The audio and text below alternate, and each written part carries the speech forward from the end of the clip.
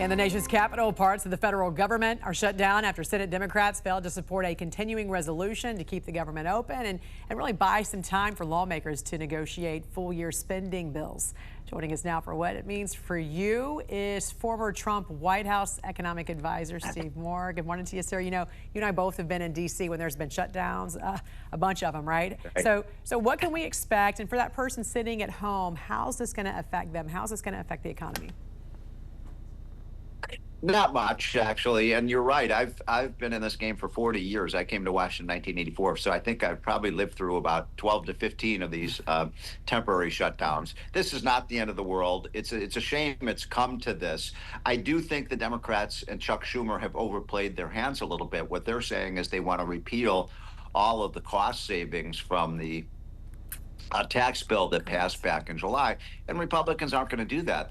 The Democrats want more money for health care for illegal immigrants. They want to get rid of work requirements for welfare.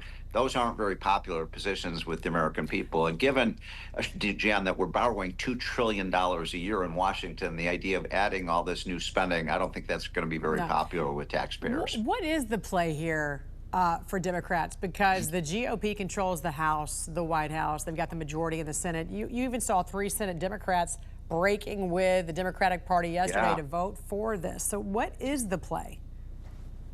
Well, this is the Schumer shutdown. There's no question about it. I mean, Schumer has wanted a shutdown. Look, the Democrats have been kind of lost in the wilderness since the Trump election. They're trying to, find themselves again, and I think they overplayed their hand here. We'll see how this plays out. This is really a war of who can win the public relations fight, whether it will be Trump or whether it will be Schumer.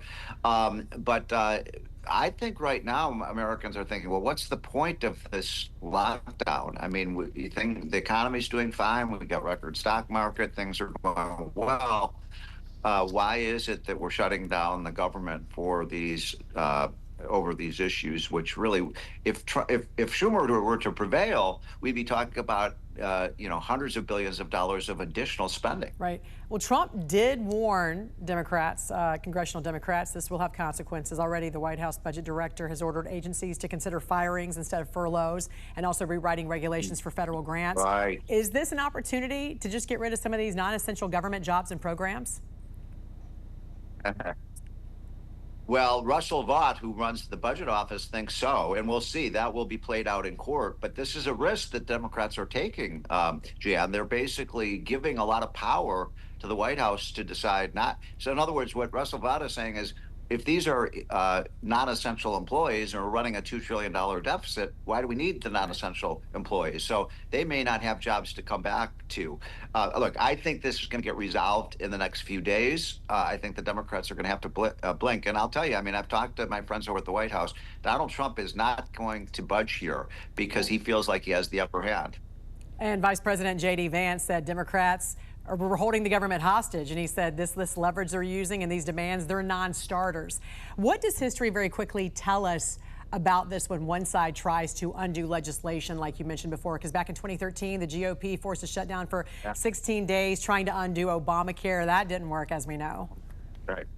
Yeah, and probably the most famous episode of a government shutdown was back when Bill Clinton was president and Republicans took Congress. And I think that government shutdown lasted weeks and weeks until it finally came to a resolution. So, as I said before, this is really going to be a contest between who can win the public relations, who can go to the American people and say, we're right, they're wrong. I do think that Schumer has overplayed his hand because a lot of Americans are scratching their heads saying, why are we doing this? Yeah. What is the point of the shutdown? Very quickly, do we have 4 or 5 Senate Democrats? Do you think that could that might break with the party? Do we have 4 or 5 more?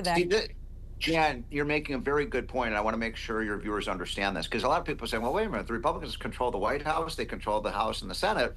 How is it the government is being shut down?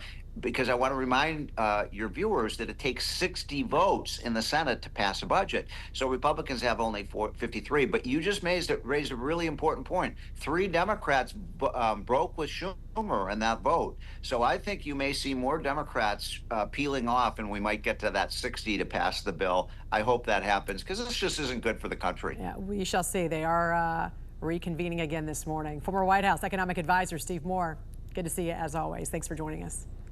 Okay, Jan, have a great day. You too. You too. Take care.